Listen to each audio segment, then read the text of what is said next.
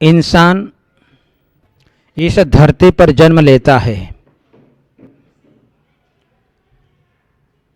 इस धरती पर जन्म लेने के उपरांत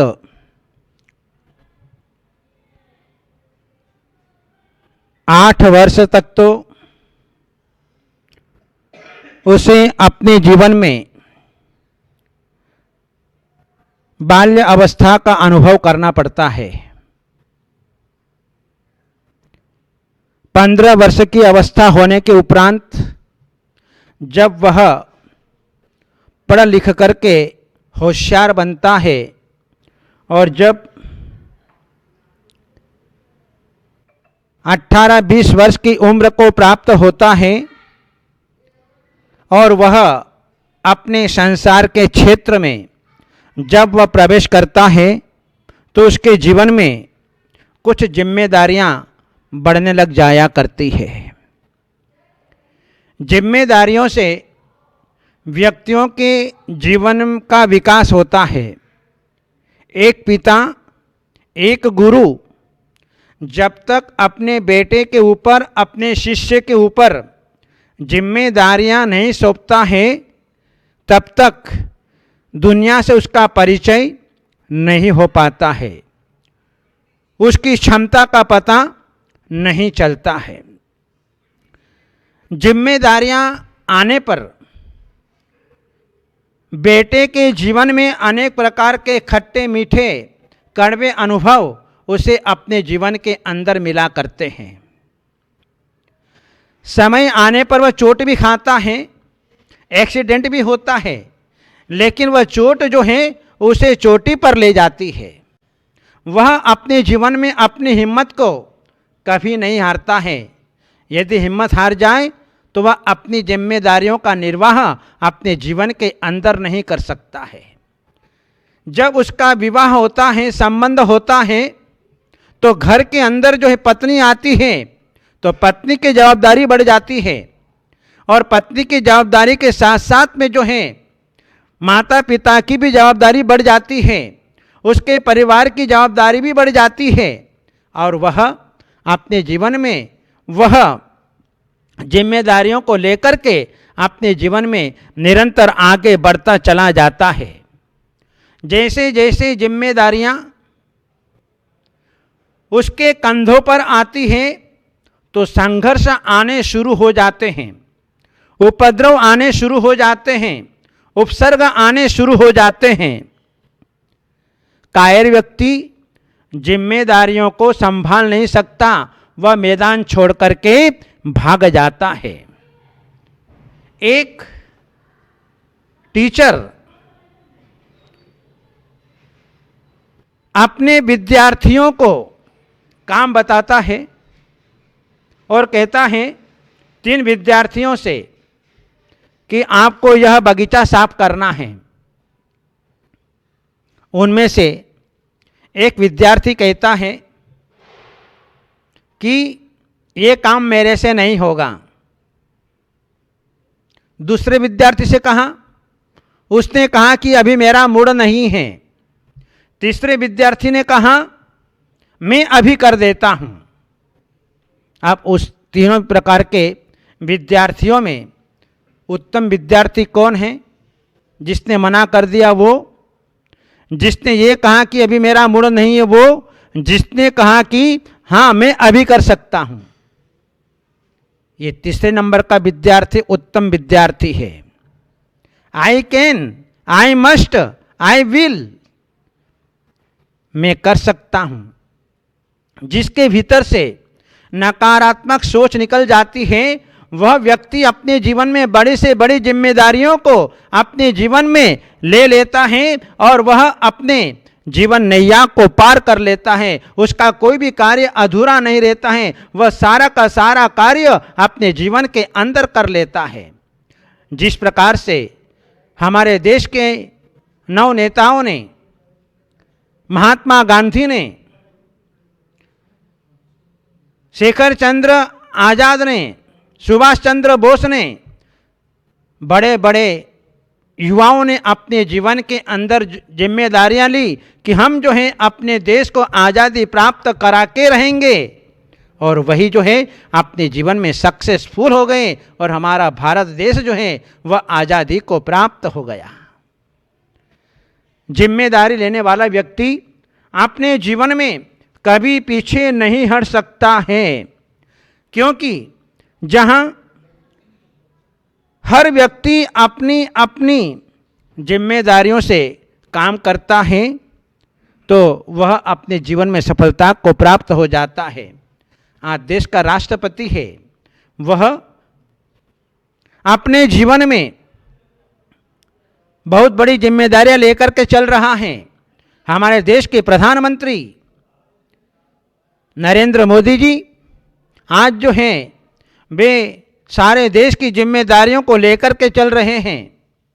जहां हमारे प्रिंसिपल स्कूल की बहुत बड़ी जवाबदारी, जहां घर का मुखिया अपने परिवार की जवाबदारी को लेकर के आगे चल रहा है, इसलिए वह अपने जीवन में हर तरह से जो है वह सफलता को प्राप्त होता है। हॉस्पिटल में डॉक्टर जो है मरीज की जिम्मेदारी लेता है और उसमें वह सफल हो जाता है, कामयाब हो जाता है। बैंकों में मैनेजर जो है वह जिम्मेदारी लेकर के अपना काम करता है और सारा हिसाब किताब जो है बराबर व्यवस्थित रखता है कि किसी के साथ में अन्याय न हो जाए। इस प्रकार उसकी जिम्मेदारी जो है बनती है। जिम्मेदारियों से जो मुकर जाता है वह अपने जीवन में कुछ भी नहीं कर सकता है। जहां जिम्मेदारियों से व्यक्ति अपने भाग्य का निर्माण करता है, भगवान भी उन्हीं लोगों के ऊपर भार डालता है जिसके कंधे मजबूत होते हैं, जिसके भीतर धैर्य होता है, जिसके भीतर साहस होता है। भगवान भी ऐसे व्यक्तियों को ढूंढता है कि देश का संचालन कौन कर सकेगा, धर्म का संचालन कौन कर सकेगा, परिवार का संचालन कौन कर सकेगा। भगवान भी अच्छे अच्छे व्यक्तियों को ढूंढता है, तलाशता है और उसी के ऊपर जो है अपनी सारी जिम्मेदारियों का भार जो है वह उसके ऊपर सौंपता है। जिम्मेदार व्यक्ति ही समस्या का समाधान निकालता है। जिसके ऊपर जिम्मेदारियां नहीं होती है वह अपने जीवन में कुछ भी नहीं कर सकता है। जिम्मेदार व्यक्ति अपनी स्वयं की रक्षा करता है और दूसरों की भी रक्षा करता है, सबका पालन करता है और जो है उसका हृदय इतना विशाल होता है, उसका मन इतना उदार होता है कि सारी पृथ्वी को जो है वह अपनी मानता है। वसुधैव कुटुंबकम, सारे लोगों को अपने मानता है। जिम्मेदारी बहुत बड़ी चीज होती है, क्योंकि जिन धर्माचार्यों के ऊपर धर्म की धुरंधरा का भार होता है, समाज का, संघ का और अपने भक्तों का, देश का, राष्ट्र का भार जो है उन धर्माचार्यों के ऊपर होता है। वे धर्माचार्य अपने कर्तव्यों को समझते हुए, अपने जिम्मेदारियों को समझते हुए उन सारे जिम्मेदारियों को लेकर के जो है वह अपने जीवन में जो है अपने धर्म की रक्षा करता हुआ आगे बढ़ता चला जाता है और दुनिया के अंदर जो है वह ख्याति प्राप्त कर लेता है, यश प्राप्त कर लेता है। इसलिए जो है उसे राष्ट्र संत की उपाधि से जो है अलंकृत किया जाता है, भारत गौरव की उपाधि से अलंकृत किया जाता है। जहाँ जिम्मेदारियाँ बहुत बड़ी चीज़ हैं। जिस समय चारित्र चक्रवर्ती आचार्य श्री शांति सागर जी महाराज जब अपने गृहस्थ अवस्था में थे और जो है जब 18 वर्ष की उम्र को प्राप्त हुए और उन्होंने ब्रह्मचर्य व्रत को स्वीकार कर लिया और जो उनके भाव मुनि दीक्षा लेने के हुए, लेकिन घर के अंदर जो है माता पिता वृद्ध हो रहे थे। उनने कहा कि सबसे पहले जो है आपको हमारा काम सिद्ध करना है।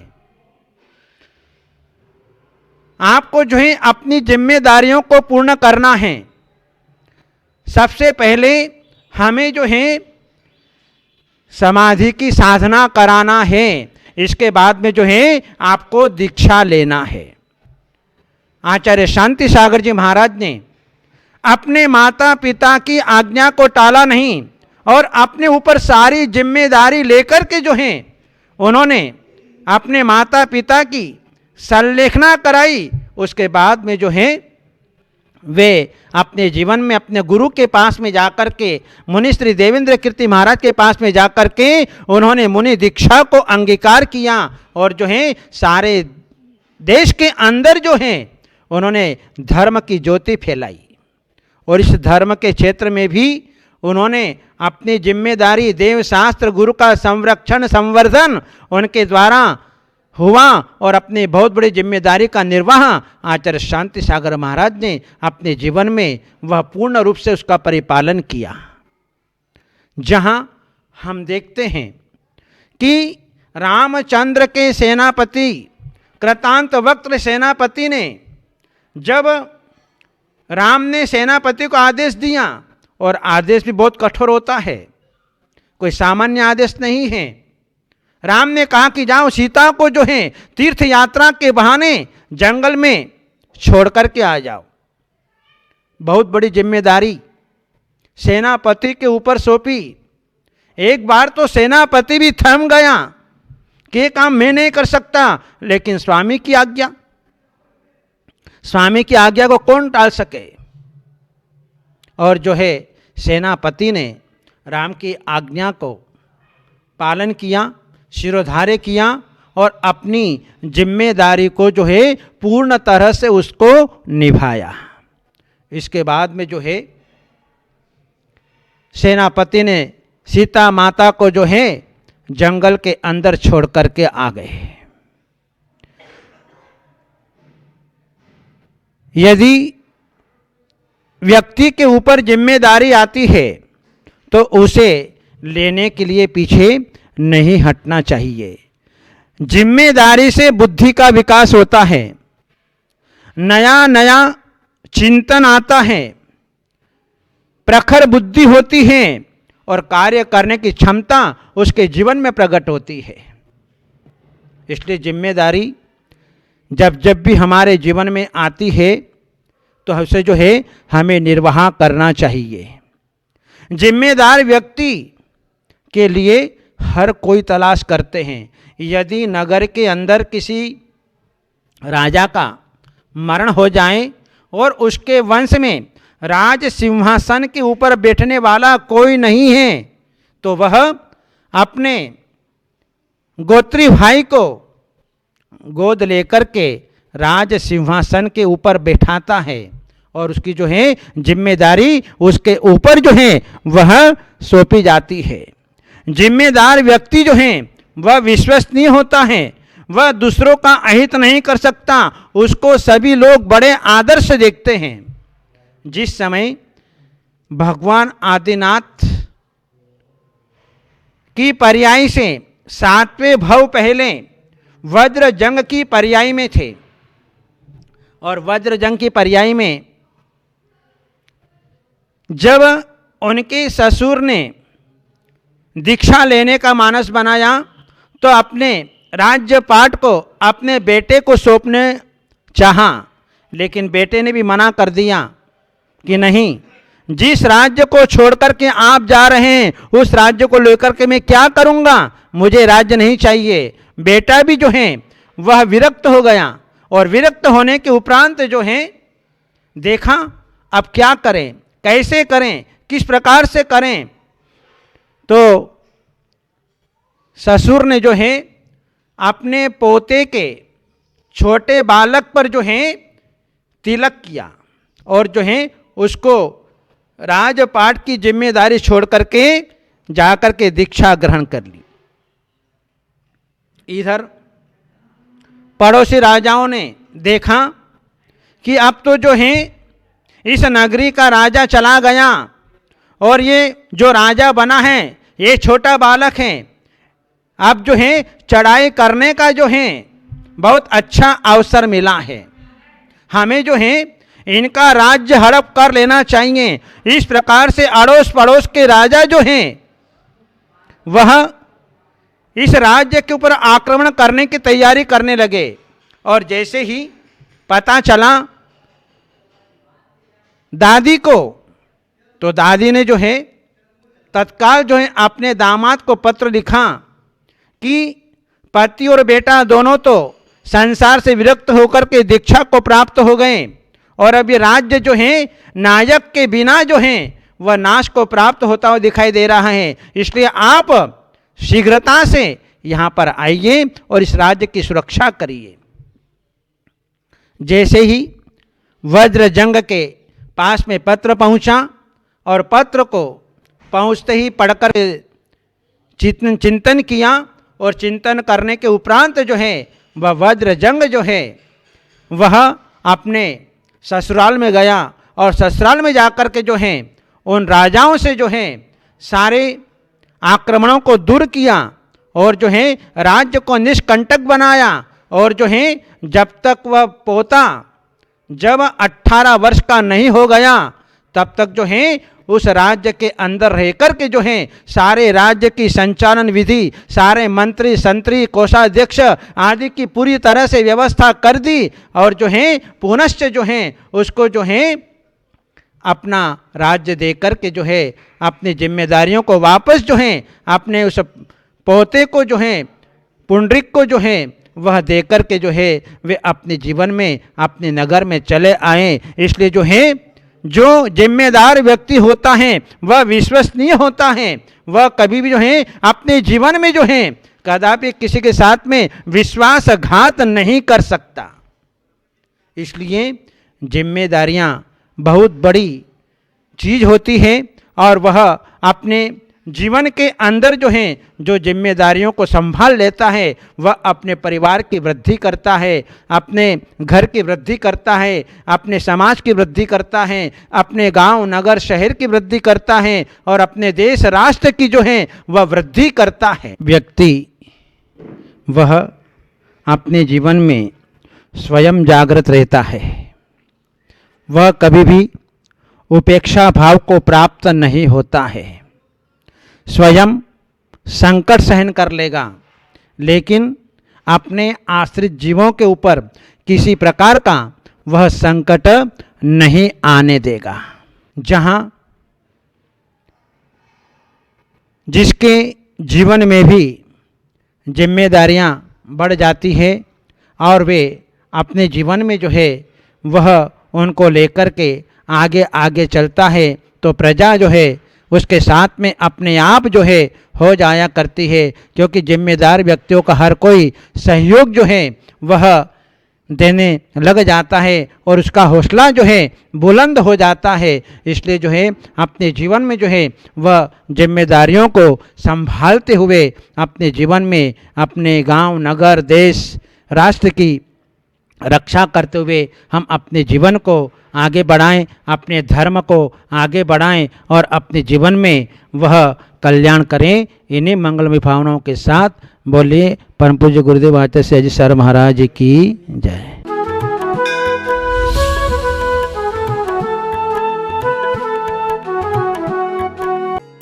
इस कार्यक्रम के पुण्यार्जक थे परम पुण्य गुरु भक्त परिवार